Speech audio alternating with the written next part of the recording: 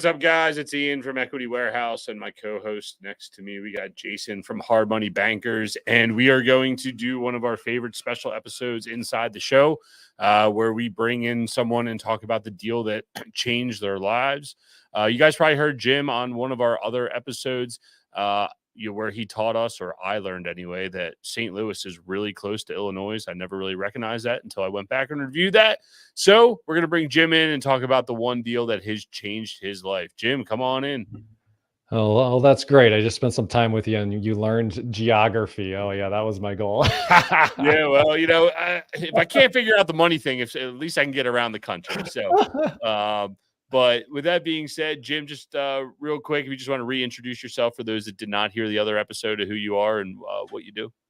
Yeah, absolutely. So my name's Jim Manning, and I have a new podcast called The Passive Wealth Show. But before that, I founded 5 real estate companies, 4 of which run without me now. I've done over 3,500 deals, and happy to be here and happy to share one of the pivotal deals of my career. Hopefully I said pivotal right. Yeah, it's all good. Don't worry. They want to hear the juicy details. They're not worried about your grammar. So we're going to turn it over to you. And if you just want to tell us about the one deal that has changed your life or your trajectory in your company. Absolutely. So we were flipping before this deal, and we were doing, at one point we owned 120 homes. We were doing hundreds of flips a year.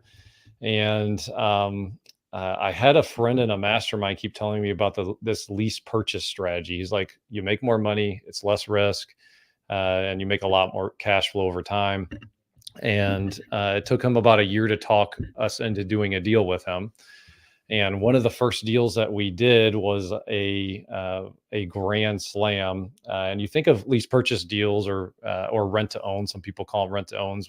There's nuances and differences there, but this was a higher price point home, and specifically it's about $775,000 property, and a doctor lives in it. And so back in July, a couple years ago, it might have been 2020, I forget the year, before he moved in, we ran into this doctor, and he was in a divorce situation, and he thought he could only rent. And we cross paths with him. We said, well, no, why don't you just do a lease purchase deal with us, and you can be a homeowner, and you don't have to have your wife sign a marital waiver. In Missouri, you have to sign the marital waiver if you're married to not have an ownership stake in a property. I know other states aren't like that, but you do in Missouri. And he was trying to move in with his girlfriend. So yeah, that would be a hard sell. I don't know how good of a salesman the doctor is, but yeah, hey, honey, will you sign a marital waiver so I can buy a property with my new girlfriend? Yeah, not going to happen, right? So anyway, we cross paths, and he falls in love with the house. And before he moves in, he gives us $33,000. Okay. So I'm looking at him like, whoa, we do a lot of flips where we're happy to make 33 grand. Now, here's the cool thing about the lease purchase strategy is the $33,000, because it's a down payment. We don't owe taxes on that money until the person moves out or buys us out of the deal and executes on that lease purchase. So on day one, our risk profile goes down because of all that money, right? And so then we're cash flowing it. And because it was in the 2020s when we started this deal, or the early 2020s, we had a very low interest rate. And so 3 years go by, and he calls us up and says, hey, I'm ready to buy you guys out of the deal. I'm through the divorce. I don't have to worry about that marital waiver thing anymore. And we say, great, fantastic. You can buy us out. But what's the interest rate that they're quoting you on? Like the lender, oh, it's in the 7s. And we said, well, would you want a better interest rate and just keep us in this deal? And then he said, well, yeah, what do you think? And we start negotiating with them, and we say, hey, I tell you what, you can even buy down the rate more. We'll give you a mid-6s interest rate, save you a lot of money over time if you give us an additional $75,000 down payment. So he looked at it, he had the cash. And so he wrote us a check, and now we have over $100,000 from him. Our loans in the mid 4s. And, it's a $775,000 house. We only owe about $450 on it. And so and because we kept them in the deal, we're cash flowing at about $2,500 a month. So when you look at that low of a risk profile, he's got that much skin in the game. And he's getting a win too, because he's getting a better deal on the interest rate. We fell in love with the strategy, and we fell in love with it so much, we actually have pivoted, and we do very little flips anymore.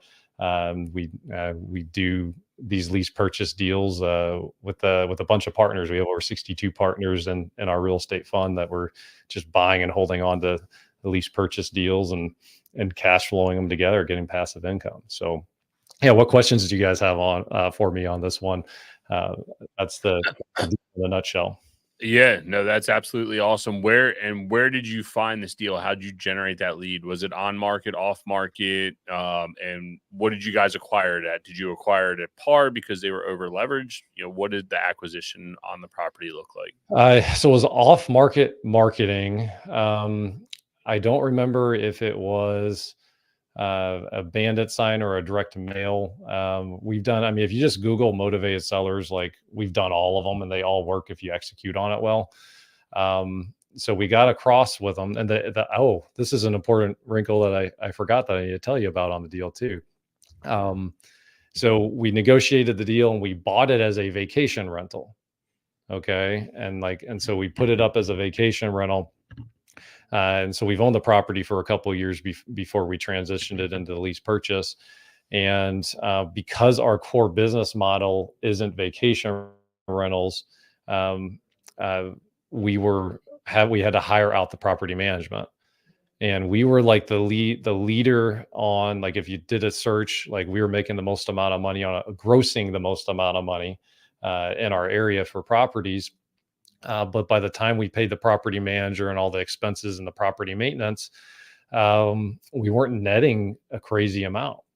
So then we decided to play around and just transition it into the lease purchase deal. And we're not grossing over $10,000 a month on it, and we don't have to, because the tenant's also paying for all the repairs and maintenance on the property, right? So we're netting and we're holding on to quite a bit more than what we were on this property on a vacation rental. Yeah, no, that definitely makes sense. That's definitely awesome.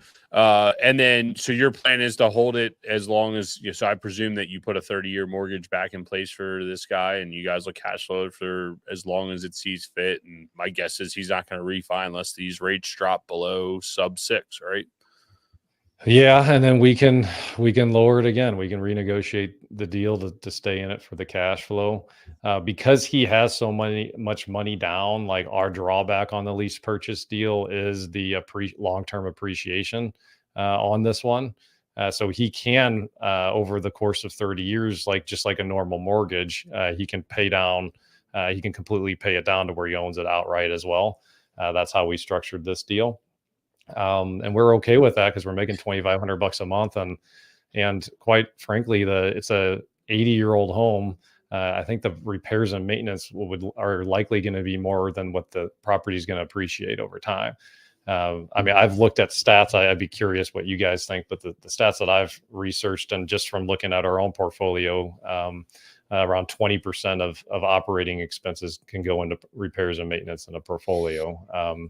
I don't know what you guys have experienced, but that's a whole lot of appreciation to keep up with that. So, we structured it as a win-win, and yeah, $2,500. It's like a great triple net lease, man. That's right. Awesome. You have no headaches, and that's the best way to do them. So, guys, if you want to find out more about what Jim's doing, you can go check him out at jimmanning.com. I encourage you to go follow and see what he's doing. Because it is a great strategy. We've had a few other guys on here that have talked about this, and I haven't personally done it per se, but it definitely, every time I hear it, makes more sense in something that we should be looking at and putting into our book of business. So, Jim, thanks for sharing that deal, and we will catch you guys on the next one. See you guys. Thanks for tuning in to the Real Estate Reserve podcast. Do us a favor and like, comment, and share our broadcast. It helps the algorithm and helps us spread the word too. Till next time, thank you for tuning in.